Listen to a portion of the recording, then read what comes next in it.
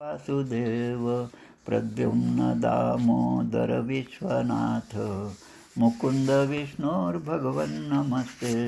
नारायणं नमस्कृत्यं नरं चैव नरोत्तमं देवीं सरस्वतीं व्यासं ततो जयमुदीरयेत्। गोपालकृष्ण भगवान की जय।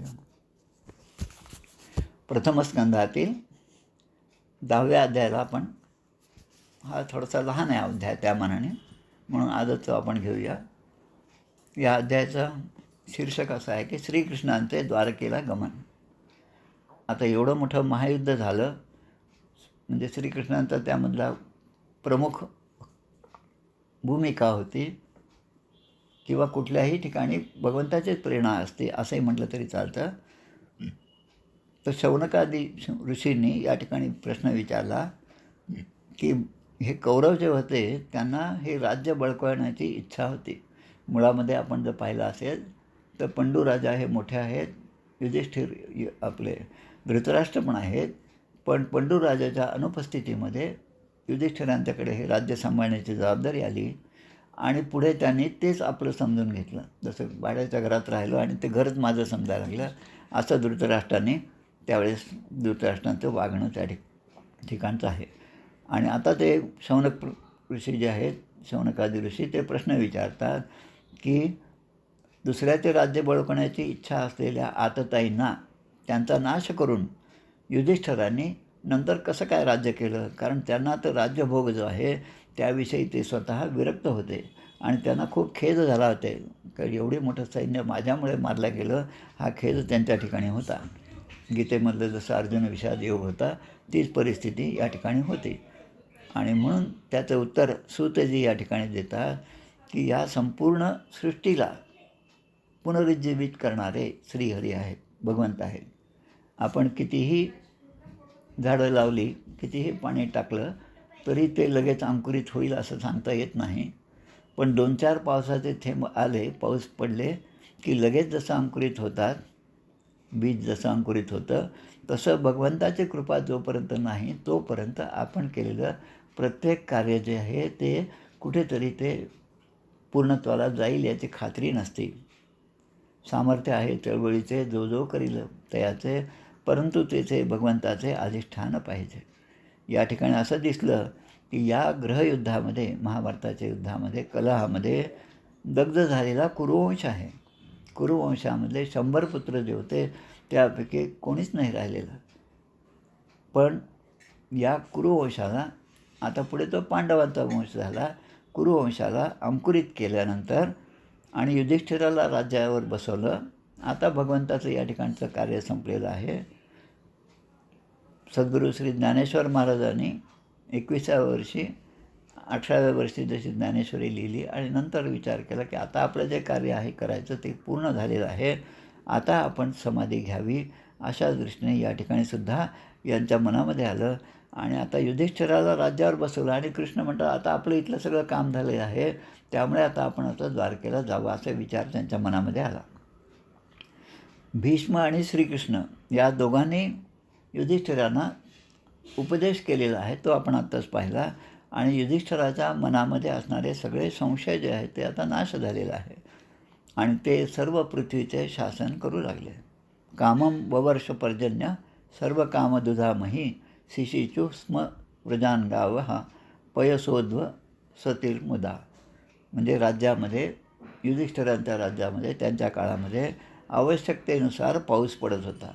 पृथ्वी आवश्यक अशा सगळ्या वस्तू, धनधान्य उत्पन्न करीत होती. दुधाने पुष्ट झालेल्या गायी यासुद्धा गोशाळेमध्ये आपल्या दुधाने सगळी जमीन भिजवून टाकत होत्या. म्हणजे इतका त्या ठिकाणी दुधाचं उत्पादन त्या काळामध्ये होत होतं. म्हणजे या पृथ्वीमध्ये असणारा प्रत्येक जीवजंतू इतक्या आनंदात होता की त्यांनी दुसऱ्याला भरभरून दिलेलं आहे. आणि यालाच आपण रामराज्य म्हणतो. कदा ही भूमी पीक सांडीत नाही. समर्थाने रामराज्याचं वर्णन खूप छान केलेलं आहे. कदा ही भूमी पीक सांडीत नाही. आणि अवर्षण तर कधी नावालासुद्धा नाही. आणि लोकांसाठी अनारोग्य किंवा आरोग्य बिघडणं ही सुद्धा गोष्ट नाही. दुःख म्हणायला नावालासुद्धा नाही. अशा प्रकारचं रामराज्य त्या युधिष्ठिरांच्या राज्यामध्ये होतं. म्हणून माणसाच्या कोणत्याही प्राण्याला किंवा जगामधल्या सगळ्या सृष्टीवरच्या कोणत्याही प्राण्याला आधी व्याधी दैविक भौतिक असेल आत्मिक असेल कुठल्याही प्रकारचे क्लेशसुद्धा नव्हते. आता भगवंताने विचार केला की आपले हे सगळे बंधू जे आहेत त्यांना झालेला शोक आहे तो घालवण्यासाठी आणि आपली बहीण म्हणजे सुभद्रा ही जी अर्जुनाला दिली होती त्या सुभद्रेला चांगलं वाटावं आणि ती या सगळ्या महायुद्धाच्या त्या विचारातून तिचं मन प्रसन्न व्हावं असा विचार करून भगवंताने काही महिने त्या ठिकाणी राहिले हस्तिनापुरामध्ये.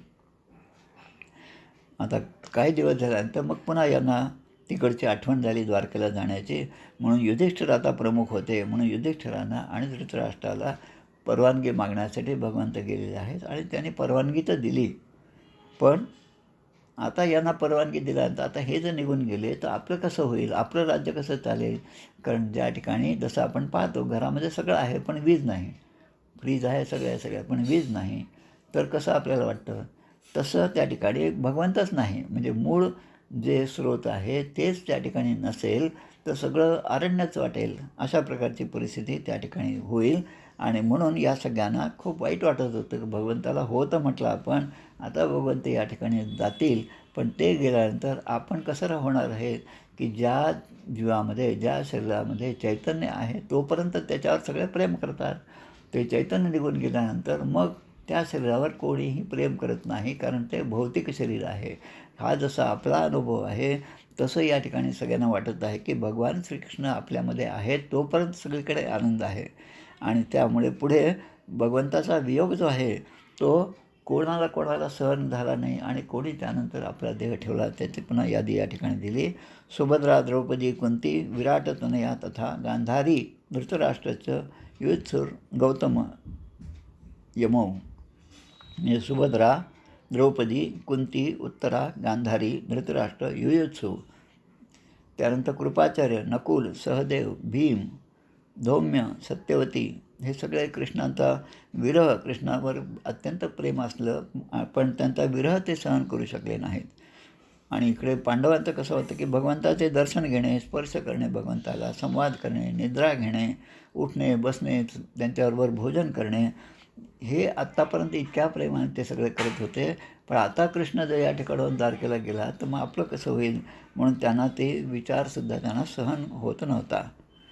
आणि म्हणून भगवंतासाठी त्यांनी एक चांगला रथ तयार केला आणि त्या रथावर भगवंत बसलेले आहेत. उद्धव आणि सात्यकी हे दोघे त्या ठिकाणी भगवंताच्या दोन्ही बाजूला आहेत. ते चौऱ्या ढाळत होते आणि रस्त्याने जात असताना हस्तिनापूर सोडत असताना गावातील सगळेच माणसं सगळेच जण भगवंताच्यावर पुष्पवृष्टी करीत होते. अनेक जण येऊन त्यांच्या पाया पडत होते. जे समवयस्क होते ते त्यांना गळा भेट देत होते, लहान होते त्यांच्या पाया पडून आशीर्वाद घेत होते. भगवंताच्या लीला नाना संकटापासून त्यांनी केलेलं रक्षण पराक्रम या सगळ्या गोष्टींची चर्चा सर्वत्र चालू होती.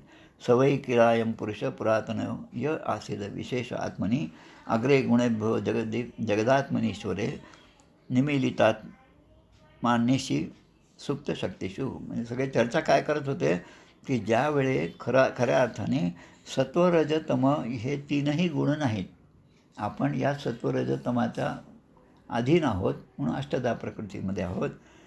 पण जीव आणि जगदात्मा हा जेव्हा ईश्वरामध्ये लीन होतो आणि ते ईश्वर तत्त्व जेव्हा महत्त्वामध्ये लीन होतं, जे मूळ कारण जे आहे ते अव्यक्त आहे, तर ते जेव्हा निद्रा घेतं त्यावेळे प्रलय होतो आणि त्या अद्वितीय आणि निर्विशेष अशा स्वरूपात राहणारे भगवंत जे आहेत ते खऱ्या अर्थाने सत्पुरुष आहेत. इथपर्यंतची बुद्धी त्या सगळ्या हस्तिनापुरातल्या लोकांची गेलेली होती की आता कृष्ण या ठिकाणून जाणार कारण साक्षात परब्रह्म आहेत म्हणून त्यांची भक्ती केल्यानेच आपल्या अंतःकरणाची शुद्धी प्राप्त होणार आहे.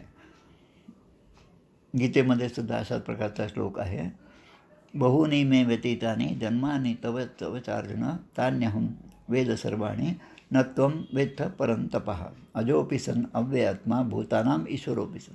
अजोपी म्हणजे ज्याला जन्म नाही, अव्ययात्मा व्यय म्हणजे कमी होणं, अव्यय म्हणजे जो कधीही कमी होत नाही, भूतानाम ईश्वरोपि सन् सर्व भूतमात्रांसाठी ईश्वर तत्व जे आहे, जी प्रकृती जी आहे ती ज्याच्या आधारे या ठिकाणी आहे ते तत्त्व म्हणजे हे भगवंत आहे. आणि म्हणून भगवंत जे सांगतात यदा यदा हि धर्मस्य ग्लानिर्भवति भारत अभ्युत्थानम् अधर्मस्य तदात्मानं सृजाम्यहम. समर्थ आपल्याला ते सांगतात, धर्मस्थापनेचे नर ते ईश्वराचे अवतार झाले आहेत, पुढे होणार देणे ईश्वराचे. म्हणून हा यदुवंश हा किती प्रशंसनीय आहे, कारण या यदुवंशामध्ये या भगवंताने जन्म घेतला आहे. लक्ष्मीपती भगवान श्रीकृष्ण जे आहेत त्यांनी या यदुवंशाचाच सन्मान वाढवलेला आहे. पवित्र मधुवन जे आहे ते मधुवनसुद्धा धन्य झालेलं आहे. ही द्वारका नगरी तर धन्य आहेच, म्हणून येथील प्रजा जी आहे ती त्या भगवंताचे मंद हास्ययुक्त जे प्रेमाने कृपादृष्टीने पाहणं जे आहे त्याचं सदैव दर्शन घेत होती. त्यामुळे ती द्वारका नगरीसुद्धा धन्य आहे. ज्या 16,100 स्त्रिया यांचं पाणीग्रहण भगवंताने केलं, त्या स्त्रियांनीसुद्धा निश्चित चांगल्या प्रकारचं व्रत केलं असेल, स्नान होम हवन केलं असेल, आणि म्हणूनच त्यांना या परमात्म्याची प्राप्ती झाली. कृष्णावरच्या अतीव प्रेमामुळे युधिष्ठिराने रस्त्यात त्यांच्यावर कोणी शत्रूने आक्रमण करू नये म्हणून चतुरंग सेना श्रीकृष्णांच्याबरोबर पाठवली. आता हे कसं होतं की खूप जास्त प्रेम असलं की माणूस असं करतो. आता जो भगवंत इतरांवरचे संकट आणि अरिष्ट दूर करणारा आहे, तिथे युधिष्ठिर म्हणतात की त्याच्यावर पुन्हा संकट येऊ नये, अरिष्ट येऊ नये, म्हणून माझे सैन्यच मी त्यांच्याबरोबर पाठवतो. हे सख्यतेने, मैत्रीभावाने, हे निष्ठेमुळे आणि हे समर्पणामुळे आलेला हा विचार आहे. अन्यथा त्या भगवंताला दुसऱ्या कोणाचीच गरज नाही, तोच त्याचीच गरज आपल्या सगळ्यांना आहे. तत्र तत्र तत्रैर हरी प्रत्यदाहरण सायं भेजे दिशं पश्चात गविष्टो गाम गतस्तदा. आता रस्त्याने जात असताना अनेक प्रकारच्या देशामधून ते गेले. लोकांनी तो रथ थांबवून त्यांचं स्वागत केलं, दर्शन घेतलं. प्रत्येक वेळेस सायंकाळ झाली की त्या ठिकाणी रथ थांबायचा आणि भगवंत एखादा जलाशय पाहून त्या ठिकाणी संध्यावंदन करीत होते. कुरुजांगल, पांचाल, शूरसेन, यमुनेचा तटवर्ती प्रदेश, ब्रह्मावर्त, कुरुक्षेत्र, मत्स्य, सारस्वत, मरुधन्व असे अनेक देश पार करून ही सगळी मंडळी सौवीर आणि आभीर या देशांच्या पलीकडे असणाऱ्या अनर्थ या देशामध्ये येऊन पोचली. अनर्थ म्हणजे आजचं काठेवाड आहे, कच्छ जे आहे ते आहे, आणि तिथे द्वारका नगरी आहे, गुजरातचा थोडासा उत्तर पश्चिम भाग. मग अशा प्रकारे ते द्वारकेमध्ये पोचलेले आहेत. आता द्वारकेमध्ये त्यांचं स्वागत कसं होतं आणि परीक्षित राजाचा जन्म कसा होतो हा भाग आपण पुढच्या शुक्रवारी पाहणार आहोत. इति श्रीमद्भागवत महापुराणे पारमहंस्यां संहितायां प्रथमस्कंदे नैमिषोक्ताख्याने श्रीकृष्णद्वारकागमनं नाम दशमोऽध्यायः. श्रीकृष्णार्पणमस्तु. प्रार्थना म्हणूया आणि थांबूया. थोडंसं आज उशीर होते, मला वाटतं 5-1 मिनटं उशीर झाला.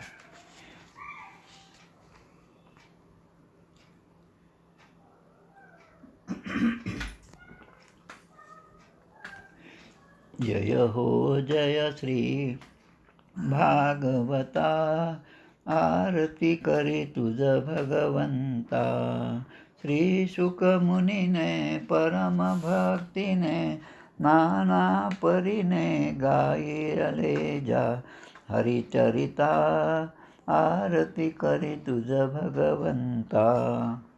वेद तरुचे मधुर फळ साधुरसे जे सोज्वळ. आत्मा राम मुनी अचल सेवुनी करीती जन सफळ. महापर्वणी आली अवनी की अघहरिणी भवजल तरणी ती पतिता. आरती करी तुझ भगवंता. येथे व्यासांची वाणी सार्थक हरिगुण गावोनी. शास्त्र पुराणी मुकुटमणी परम प्रेमामृत जननी. सहज सेविता भाविक भक्ता उदार दाता मोक्ष तत्वता देहाता. आरती करी तुझ भगवंता. गमते जणु मानस तीर्थ 12 सोपाने युक्त. निर्मल भक्ती तले भरित विहरे हरिहंस चितेथ. श्लोक सुखमले संत अलिकुले, सेवुनी रमले भान विसरले, रस पिता आरती करी तुझ भगवंता, अपार महिमा ग्रंथाचा, वदवेना कोणासाचा, मेवा कविवर संतांचा, प्राणची कीर्तनकारांचा, जणू बोधांचा स्वयंप्रभेचा, द्वादश कलीचा रवी अंतरीचा, तमहर्ता आरती करी तुझ भगवंता, ग्रंथ नव्हे हा श्रीकृष्ण, गीते वेधी मन पूर्ण, अनन्य होता या शरण, खचित टळे जन्म मरण, त्रितापदाती चिरये शांती, नाथ हि वदती रामपदी ठेवी माथा, आरती करी तुझ भगवंता, जय हो जय श्री भागवता, आरती करी तुझ भगवंता. जय जय रघुवीर समर्थ, गोपाल कृष्ण भगवान की जय. श्री